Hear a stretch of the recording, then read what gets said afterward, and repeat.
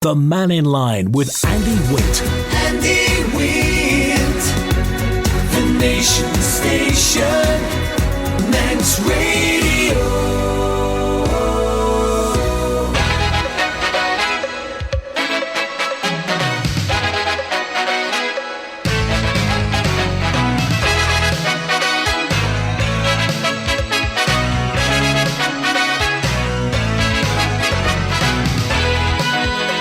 Pastor Mike, good afternoon. Welcome to Mannin Line on Manx Radio. Open line today. Tomorrow, it'll be all about Garth. With the Garth MHKs, Daphne Kane and Andrew Smith. But today, any thoughts? Any thoughts on those, perhaps those three major schemes for brownfield sites around the Isle of Man? The former Villiers Hotel site on Loch Prom, supported by private sector investment, that's government money, that's public money, your money involved as well.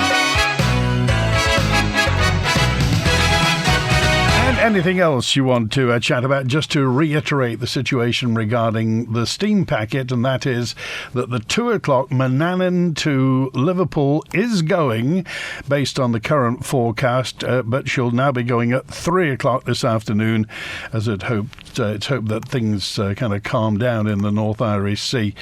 So you need to check in no later than 2:15 for a 3 o'clock departure for Mannin to Liverpool. Ben got away this morning at 7 minutes to 9. She'll be on the outskirts of Heysham around now. And tonight, 7:15 tonight's 8:15 Manxman to Heysham is currently showing as on time. David's first with us today. Hi, David. Oh, no, we've lost David. We'll find David in a few moments' time. But if you've got any thoughts on these three major schemes that were approved in principle for funding from the Isle of Man's infrastructure scheme, the redevelopment of three key brownfield sites, including the former Villiers Hotel. Two of the applications will provide 1,000 additional homes by the end of 2026. 1,000 additional homes. The schemes involve 55 apartments on Lake Road by Tesco in Douglas, by Duluth Limited, part of the Dandara Group. I can't always, whenever I see the word Duluth, can't get away from the fact it was Duluth in Minnesota, was where Bob Dylan was born. Maybe it's connected, I don't know. 38 apartments on the former Ocean Castle Hotel site in Port Erin by Tavere Properties, and a major redevelopment of the former Villiers Hotel with a mixed-use development there. 80,000 square feet of commercial, retail and leisure with a high-quality public realm. What they're going to rebrand the revised Civic Square, which it has to be said has not been an unbridled success ever since it was started. I think the Douglas Development Corporation were involved in it, but it turned out to be an impromptu skate park for a while, didn't it? And a new 80-bedroomed hotel there as well. And I think we're also going to be finding out what's happening to Middlemarch, and who knows what's happening to the old Lord Street bus station. But we wait, we watch, and we keep our fingers crossed. I found David. Hi, David. Good to hear from you today. Where are... Oh, no, we've lost David again. We'll try and find David. It's one of those days today. I think it's probably the weather that's involving all this. It does prompt me to also tell you, and if you're trying to see a GP tomorrow afternoon, GP practices are going to be fully closed from 1 until 6 tomorrow afternoon, allowing the practice teams, all clinical and admin staff, to receive the essential training and development they need for you. So no routine appointments or access for patients to their GP practice during this time. That's tomorrow. Meds will be open, operating from 1 to provide urgent care, the Manx Emergency Doctor Service. Meds, of course, although it is at Nobles by A&E, is not a drop-in service, and if you need to speak to a doctor about any urgent issues that can't wait until the practice is open, phone Meds 650 355. So that's tomorrow. GP practice is closed from 1 until 6 because of basically training and development that everybody needs.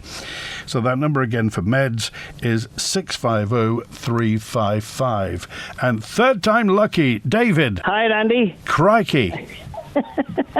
4 times. Yes. My electricity bill isn't here, but my telephone bill is. Oh, my word. Anyway, what's on your mind? The Housing Development Board. And I just want to add a little flavour in what I feel personally, and this is my personal view, when they were on the stage there. Firstly, the guy who's the chairman or running the board there, he mentioned about pros and cons and things he was going to do. I think he's after probably the local authority housing stock as well, or he wants to try that, or maybe add that to his portfolio.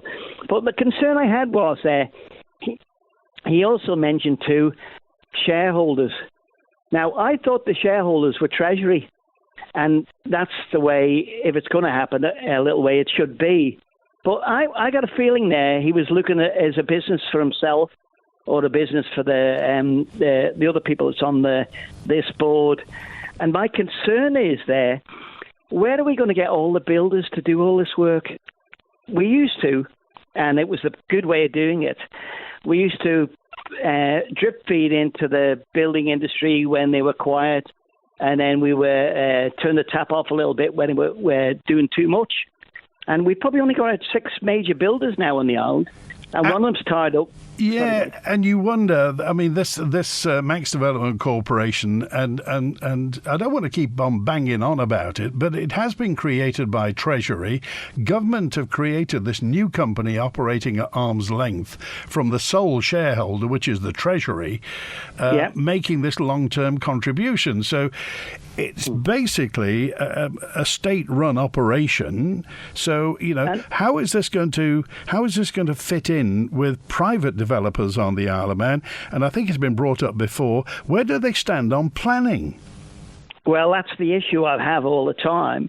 And before I forget, actually, I believe the nuisance planning application is on Tuesday. I don't know where the venue is and who the inspector is, but if anybody out there knows where it's going to happen, where it's going to be at the Timble Chamber or the planning department itself in Murray House, I'd love to know. I need to go and listen, and hopefully the planning inspector from the UK will give them a sympathetic view and approve it. Well, at the moment, I think the people behind nuisance are appealing the fact it was turned down before, and just saying the fact that they didn't get as much time as everybody else to state the case. And now you would surely think, with these 3 key brownfield sites across the Isle of Man getting government support with the Manx Development Corporation, the fact that a private operator is trying to pump, the best part of £6-7 million into North Quay, at a site that nobody was interested in before,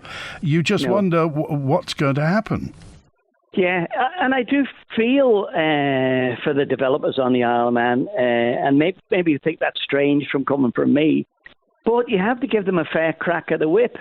You can't just do it. And what worries me is, because it's a government scheme funded by taxpayers' money to Development Corporation, it's been given the green light no matter what, and nobody's got the right to challenge. Well, as we say at the moment, that this whole thing has been proposed at the moment. That's presumably all these big brownfield site developments, the form of Villiers and the Ocean Castle. That's all subject to planning, surely. Yeah, it is. And don't forget, we've got sites of ourselves, which is the Summerland site, Park Road School, the prison site, the bus station, all those other ones which are fairly major. If you kick them off, do we really want to bring in UK contractors to upset the economy? And when they finish their projects, we worry about guarantees. We worry about what's going to happen if something happens in the future, which has happened in the past. You look when we built the prison. The contractor there defaulted on it, couldn't get it right, and in the end, we had to come to some sort of agreement to settle the figure, and then move on. My biggest worry is, Andy, is that it's not open and transparent. If this organisation is supposed to be open and transparent, why won't they come on? Why wouldn't the chairman, and he didn't, and James Davis, I suppose, didn't get to the point. It was too frustrating, really. Get to the point when I asked questions of the other lady from the UK, is what's the makeup of it is, who's on it, and are they getting, what money do they get out of this? They're not doing it for free, are they? Well, I looked at their website. If you go to their website, it says that they offer professional services. So they will offer advice and technical expertise to anybody who wants to ask them for it, which means straight away that's a government organisation, arm's-length government organisation, offering professional services. And I would say it becomes then an anti-competitive practice against private individuals. It will be nice to know. It will be nice to know if we can find out whether the amassed ranks of the government communications body could actually tell us this. Then we'd just like to know. And the fact is, Manx Development Corporation may have fantastic news to tell everybody, because everybody knows the old Villiers Hotel site has looked appalling for over 25 years. It's been, it's one of the first things people see when they come off the boat. And it's dreadful, and we've all got used to it. It's there, but we're used to it, like we're used to Lord Street bus station and Middlemarch. And I've requested the slides. They had presentations. So the ones from Manx Development Corporation, I asked for the presentation, up to date, and it's only Monday. I haven't got it. So what's the problem with hiding something? And I noticed the new techie people around the room, and there were some builders there videoing the whole thing, and government videoed the whole thing as well. So why can't they be a little bit open and honest and tell them what they're up to? And the final thing is me, as an individual now, and as an individual commissioner, I've never seen a Tolson report. The Tolson group were there, who gave all this thing, who want to take over the housing stock of local authorities and the government housing stock as well. Why can't they just separate it all out and put it to the nearest local authority? Okay. Saves anything. All right. Thanks, David. Bye. Cheers now. 19 minutes past 12. This is these new brownfield sites, which that's a great news story. The fact that those brownfield sites are going to be used. Lots of money is going to be pumped into the economy for these brownfield sites. But Manx Development Corporation are not part of a department or a statutory board. They're a limited liability company incorporated in the island. 100% of the shares owned by Treasury, and Manx Development Corporation operates at arm's length from the Isle of Man government on a commercial footing. Manx Development Corporation is accountable to Treasury. They report on performance on a quarterly basis to the Brownfield Regeneration Steering Group, and they report annually to Tynwald. They publish annual audited accounts. So maybe we could just hear a bit more about the good news from Manx Development Corporation. And again, I just offer the invitation. If anybody wants to come from the Manx Development Corporation, they're all qualified people, highly qualified people. You may remember the managing director was captain of the Commonwealth Games team for Melbourne in 2006, swimmer on the Isle of Man for a long, long time. So everybody knows Dane Harrop. Sean Gilbert is the chair. 40-odd years developing brownfield sites throughout the UK, around the Black Country in the Midlands. And David Peach is one of the non-execs as well, highly regarded in the finance sector. And Laura Jones is also a qualified architect. So they're the four people who are in on Manx Development Corporation. Sadly, we didn't get to hear from anybody from the government conference earlier on this week. So the three of those brownfield regeneration proposals could bring in an additional 1,000 occupied homes by the end of 2026. So we'll find out. Now, on to wind farms and what exactly we can expect. I don't know whether you heard Perspective yesterday with Phil Gorm and what's going to happen regarding wind farms and providing our base load for renewables for the Isle of Man. How's it going to become? Will it be onshore wind farms, offshore wind farms? Will it be solar panels? Or, and you've heard on this programme, Graham Fox-Hume, he was on Perspective yesterday. Graham is an island-based geophysicist, and he believes it will be a mistake to focus on wind and solar power because they wouldn't provide energy security. Graham, has been talking about geothermal energy for years now on the Isle of Man. He knows of what he speaks, and he thinks geothermal will be better suited to the Isle of Man. On the opposing side, other people say it wouldn't work. We don't have that type of rock here. So we have geophysicists and geologists on either side of a fence, one saying it will work, the other saying it won't work. Graham Fox-Hume. The reasons are very, very straightforward. Firstly, it's unlimited. There are no limitations on it in terms of weather or temperatures or night times or anything like that. It's there all the time once you've got it established. And once the initial costs have been expended, the ongoing costs for geothermal are minimal. You merely circulate water through one well. Nowadays, the drilling technology is so that you can just drill one hole and recirculate water through that. So you have a permanent, and it could last for hundreds of years, literally hundreds of years there. So once you've established it, you've got it forever, and it's very discreet. There's only a wellhead. You don't have big windmills all over the place and solar panels all over the place, and it has no impact on nature, of course, which wind farms and solar panels sadly do. I mean, they're well known for killing protected birds and all that sort of thing. It seems like a bit of an obvious thing for government to be looking at, exploring. Why do you think it's not moving forward? I really don't know. I really don't know.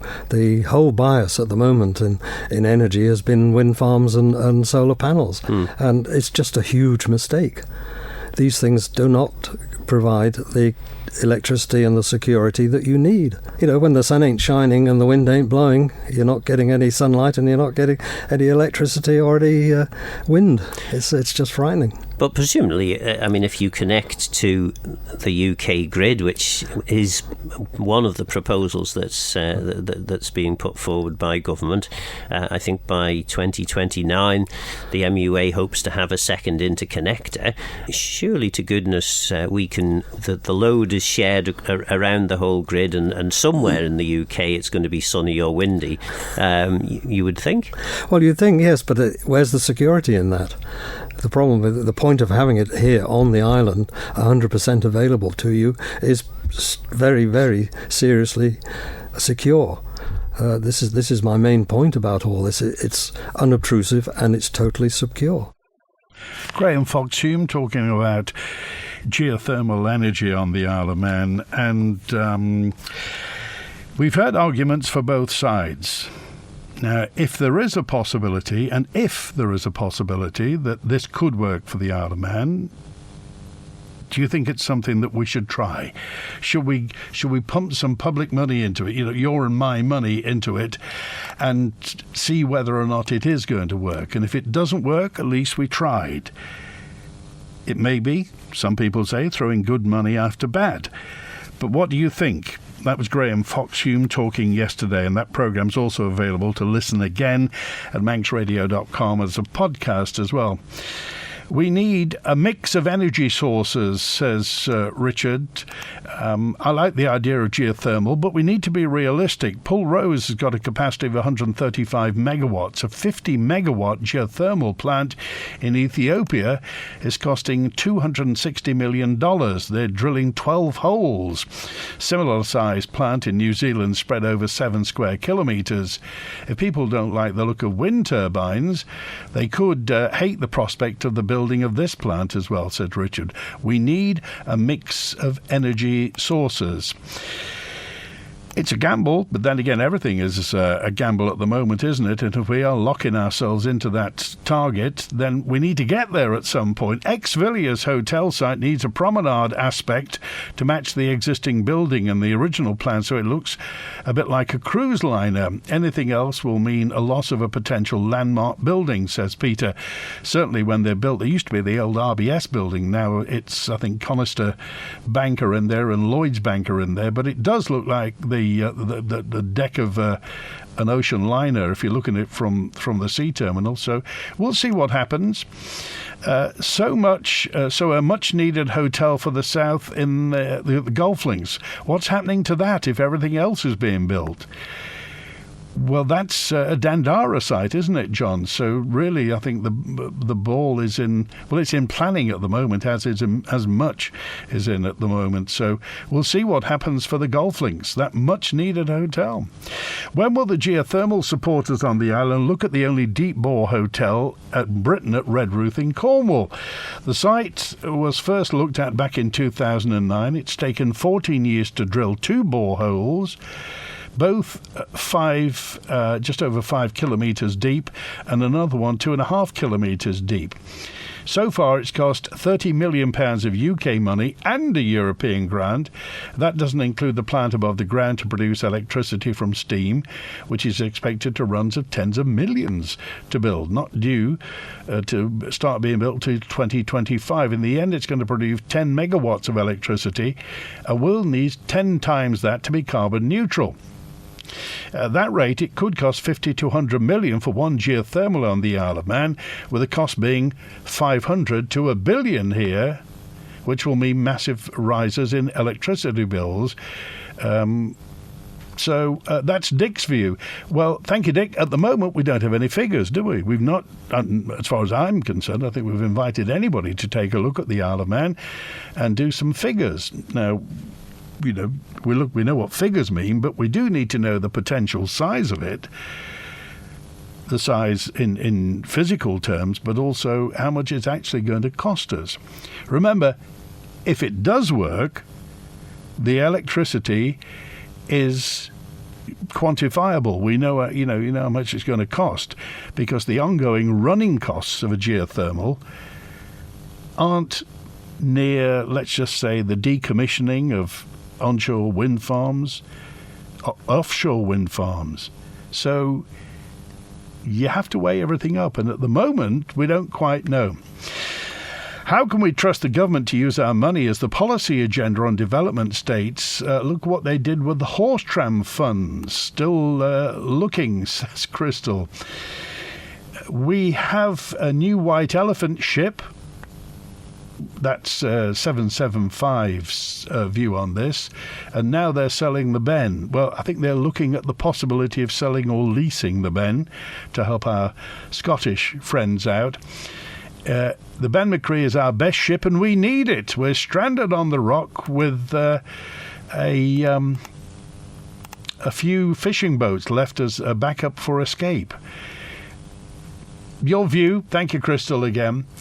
So can we have a proper bus station in Lord Street again with toilets and facilities? It's a disgrace that the capital of the Isle of Man doesn't have a dedicated bus station, says 068. We are a city. We've got a cathedral now, or a co-cathedral in Douglas. We just have a collection of bus stops. And unless you know what you're doing, you have to look at the bus timetables. Now, many people find looking at timetables difficult. The technology that will put those dot matrix signs on, just to tell us where the buses are and where they're going, relatively simple, relatively cheap. But at the moment, we don't have a bus station. They call it a bus station. It's a line of bus stops. With Manx Development Corporation publishing in its accounts, will it publish a full list of directors and those who have an interest, says Fran. Fran, just go to their website. It's there, absolutely. It's upfront and personal, mdc.im. You will see all the people involved in the Manx Development Corporation and their little biographies as to who they are. So mdc.im will tell you all about the Manx Development Corporation. Are the new developments anything to do with MDC? Thought they were a different grant scheme run by DFE for the island's infrastructure, says Ed in Castletown. Well, the one at the Villiers Hotel, I think, is involved with the Manx Development Corporation. The others, as I read it, aren't. But we'll get more and more into that. And again, if anybody from Manx Development Corporation wants to pop in, have a chat, then by all means do. 775 again. Graham Foxhume has nothing to gain by stating the obvious, and our government knows that it makes sense. It won't make them any money.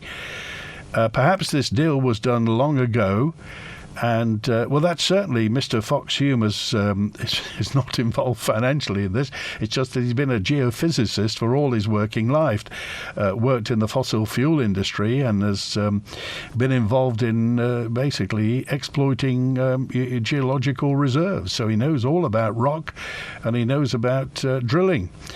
Yes, certainly answer that for you. Manx Development Corporation is accountable to Treasury, says 572. Is it really, though? Because through recent arms length organisations aren't accountable to anyone, least of all the Manx public. It allows MHKs to say nothing to do with me when it all goes wrong. Which arm's length organisation are you talking about? 572. Chris in Colby says, Andy, I'm against wind turbines totally. I think in the short term, our offshore gas needs harvesting and help fund the geothermal infrastructure. Well, Kroger always talk about billions with a B. Billions for the Isle of Man. They're talking about if the gas does go ahead, if they find it, if they drill it, if they extract it, it will take a right-hand turn and go into the UK infrastructure. But obviously Kroger will be making their shilling out of it, and so will the Manx Treasury, and they are talking billions. I would forsake a few days' baked beans to invest in geothermal, already on one meal a day. Oh, poor old you. Can anybody explain why when a smart meter is fitted, your electricity doubles, says Pat? Well, if you've got a smart meter, has your electricity doubled? Here's a note in from Stephanie, and she said, here's one thing that we haven't heard about for a long time, says Stephanie, and it is they were talking about opening the Isle of Man's private patients unit. We used to have a private patients unit. We haven't had one for years. Stephanie, whatever happened to it and what is going to happen to it? Well, the private patients unit closed in 2019. It was repurposed during COVID to increase capacity at Nobles. Here's the latest word from the Chief Exec of Manx Care, Teresa Cope. The time is now right for us to really embrace the private patient agenda. I think the board made the right decisions in the first 2 years to really get the NHS waiting lists under control, address some of the chronic staffing challenges, and we are certainly not out of the woods by any stretch of the imagination, but we know I think, have reached that point where there is a stabilisation amongst the nursing workforce. We have achieved some significant reductions in the waiting times, and we have got that good quality data underpinning our decision making. I would agree that the opportunity for further restoration and recovery activity is going to be incredibly limited. And therefore I would want some real clear options presenting to the board on private patients and which route we do go down, given there are probably a number of different opportunities. We know it's a very strong feature of our discussions with the medical workforce here, their willingness, their readiness, their desire. In fact, their contract gives them the absolute right to undertake private practice here, and obviously we do need to switch that back on safely, appropriately, well governed. But I do think we should push hard on this now, and potentially bring back some very detailed plans for the board to consider in September. Oh, that's the situation. You heard Teresa Cope saying, it does two things. It brings back a private patients unit on the Isle of Man, and it gives the consultants the opportunity to earn private money. And obviously the consultants are in it. Obviously, they care about patients. There is an altruistic motive, but also consultants need to earn money, and if they can earn more money elsewhere, then perhaps that's why they'll go elsewhere. Also, an enormous proportion of people who earn lots of money, and lots of people who don't earn that much money but have private patient plans and private medical provision through their salary package, have nowhere to go apart from being sent away to Liverpool to go to the Wirral, to the Spire Hospital or elsewhere. So we either have a private patients unit or we don't. I just wonder what your thoughts are. and whether or not these extra people who are coming to work on the Isle of Man, and some of those may go into those jobs that have private medical provision in their salary package. And it's all very well offering private medical provision, but if we don't have a private patient unit, what's the point? They are here. The new EVF car washes have arrived on the island. Bigger, wider, taller, state-of-the-art machinery made for today's mighty vehicles. Prepare for the ultimate car wash experience. New EVF car washes at Alexander Drive, Douglas and Ramsey. At NFU Mutual in Douglas, we believe the best way to look after our customers is to be based close to them. And so, with an office at Key House on South Quay, our great service is always close to home. If you need car, home or business insurance, call in to see us at NFU Mutual for a friendly face-to-face chat. Call us on 674 191. That's 674 191. Or to visit our website, Google NFU Mutual Isle of Man. Just Care Products for mobility solutions. Visit Just Care Products right behind B&Q and see our wide range of mobility aids, from small everyday items to rise recline chairs, beds, scooters and our airline-friendly foldable power chair. Plus, we are the island's only stockists of cosy feet footwear. Just Care Products right behind B&Q. Just Care Products 627 177.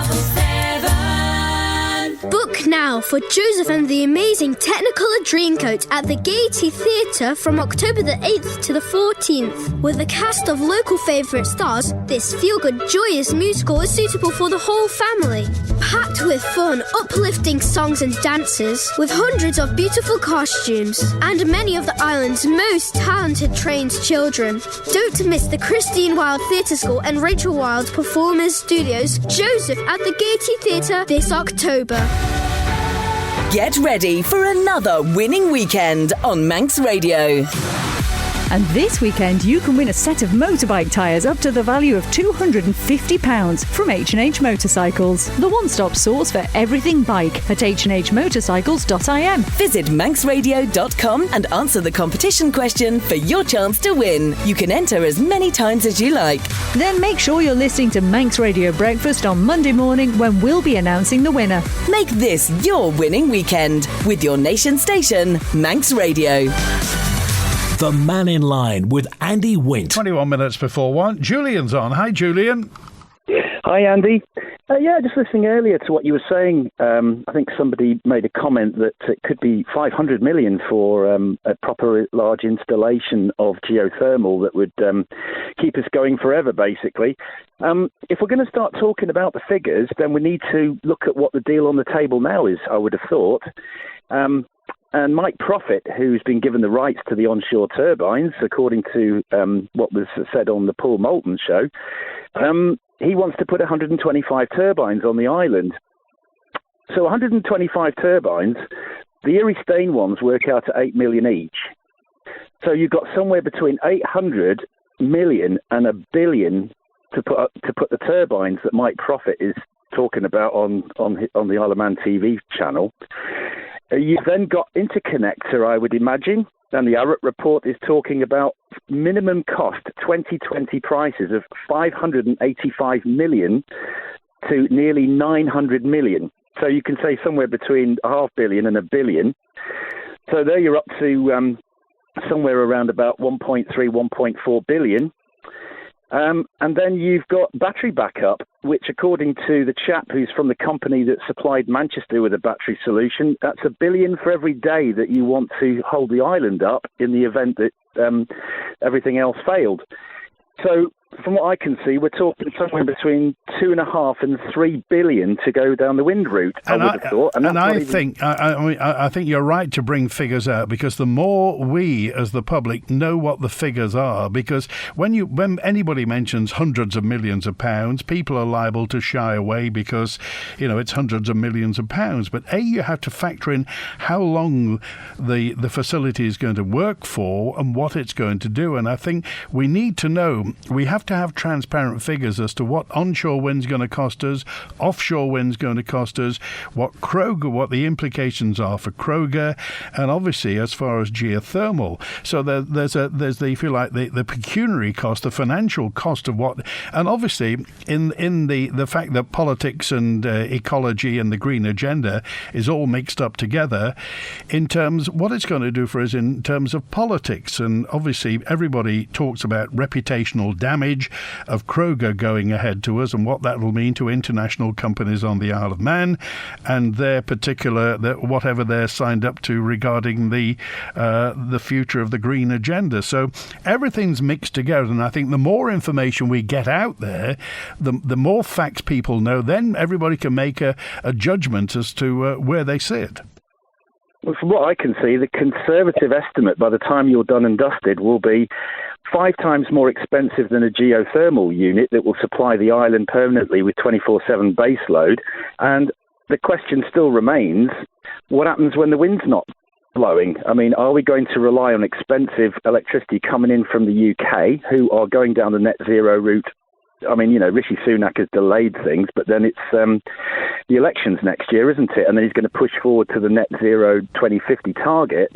So if the UK is going down the route of even more turbines, and then you've got the other side of the equation. From what I've seen from Ørsted and the Crown Estate's own website, that renewableuk.com, it looks like what's being offered here is based on theoretical, hypothetical offshore wind as compared to a field up at Erie Stane. It's going to make about a quarter of that from what I can see. So not only is it costing 5 times as much as a geothermal, but the high likelihood is it's going to make a quarter of the electricity that they say it will. And in also, which case the deal's even worse. I think also part of the government's strategy is predicated on a second interconnector. And using UK, well, obviously UK uses nuclear to an extent as well. So it's going to take years for us to get another interconnector, and that in itself is going to cost millions as well. Yeah, well, I mean, if the Arrett report is talking about current needs for the next interconnector, that's before everyone's put on heat pumps. I know there was a chap that was talking yesterday. I think he was trying to make out, I think Phil Gorn even sounded a little bit sceptical that it costs the same to make a passive house, specification house. It costs the same as it does to make a normal house.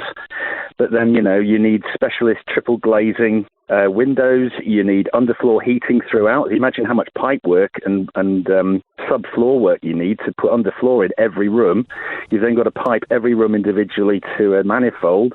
It's all got to be controlled. I don't see... And you've also got to make the house airtight, so it's got to be bagged.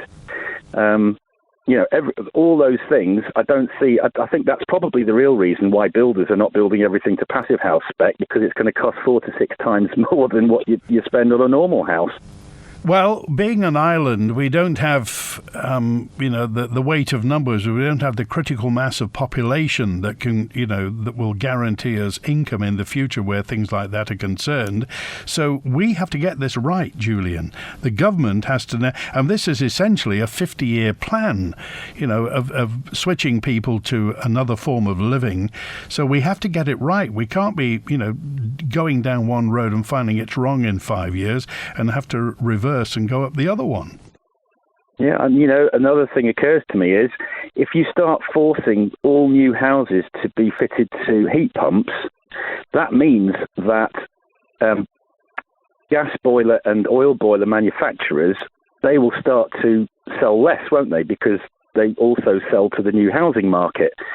So economies of scale will mean that, you might be allowed, what a word, to have a gas or an oil boiler, but they're going to start going up in price, aren't they? Because economies of scale will say that if they're not making as many, which they are doing now, because everyone's having the heat pumps put in for new builds and anybody that wants to try and retrofit, the cost to us of trying to future-proof our house, for heating by getting a future gas boiler, it may well go up in price to replace it faster than inflation. Okay.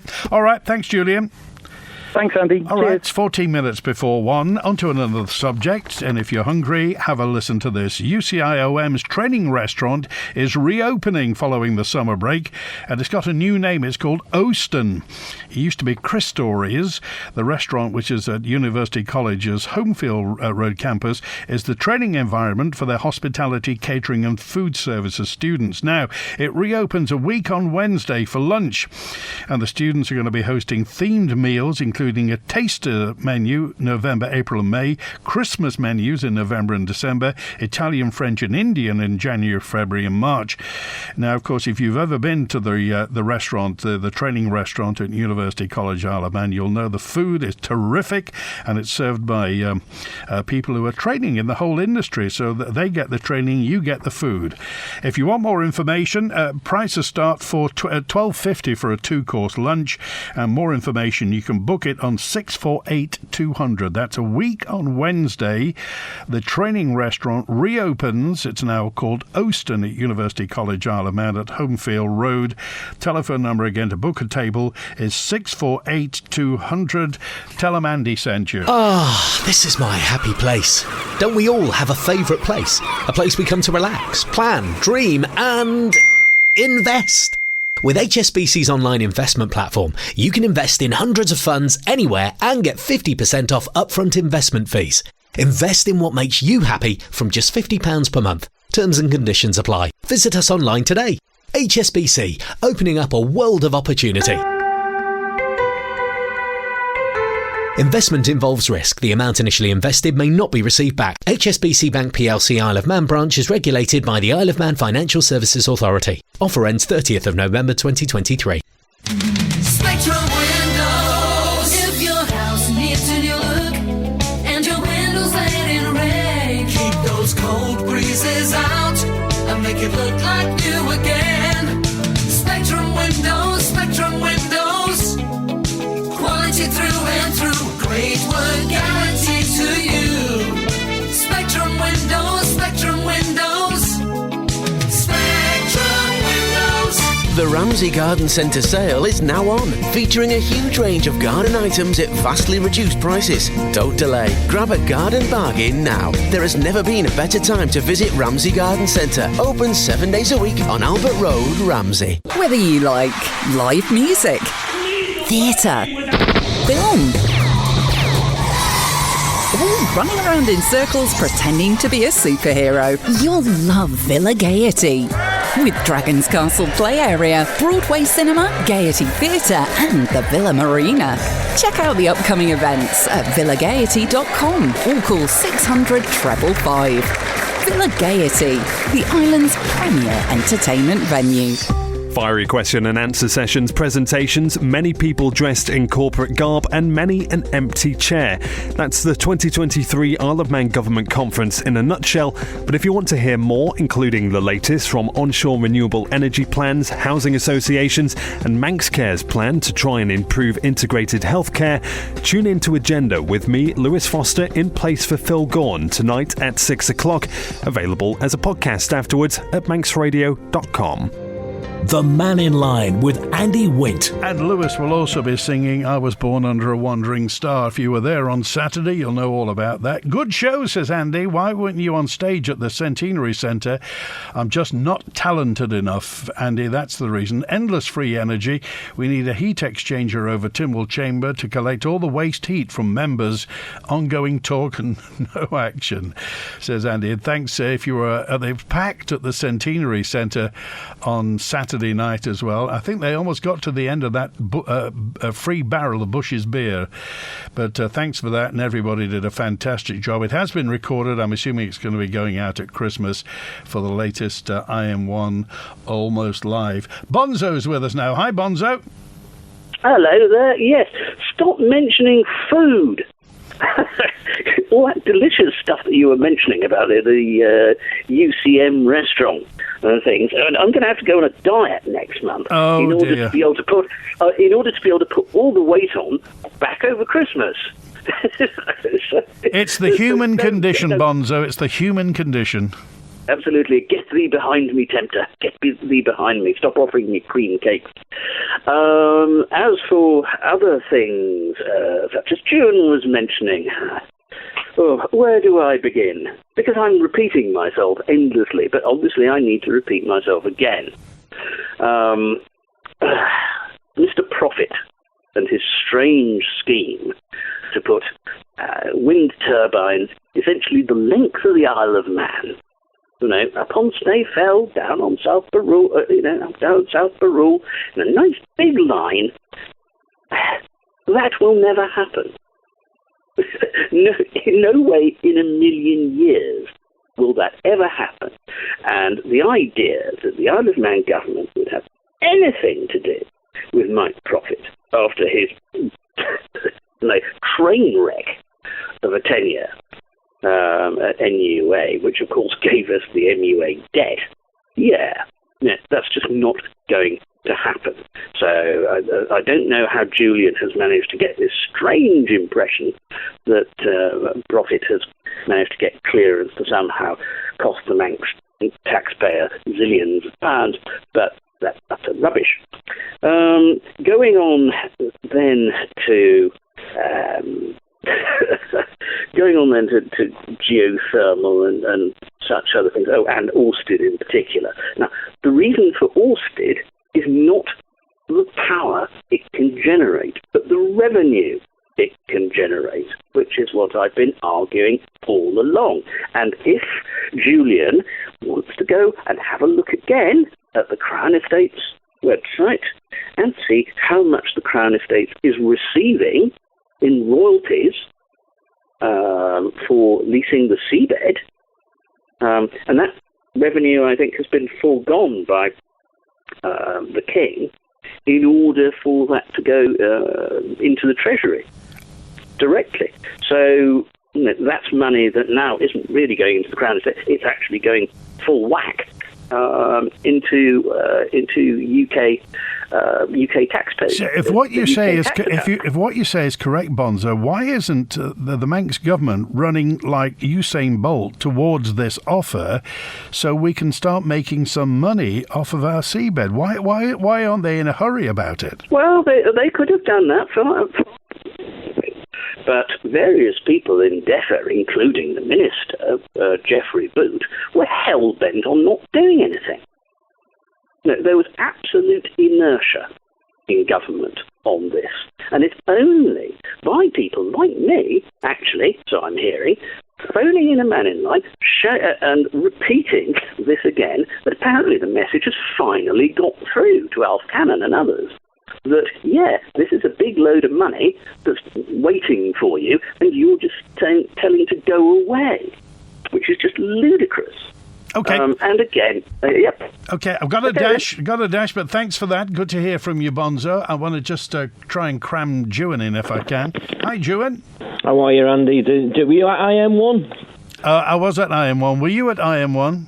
I was at the last night of the proms. Oh, really?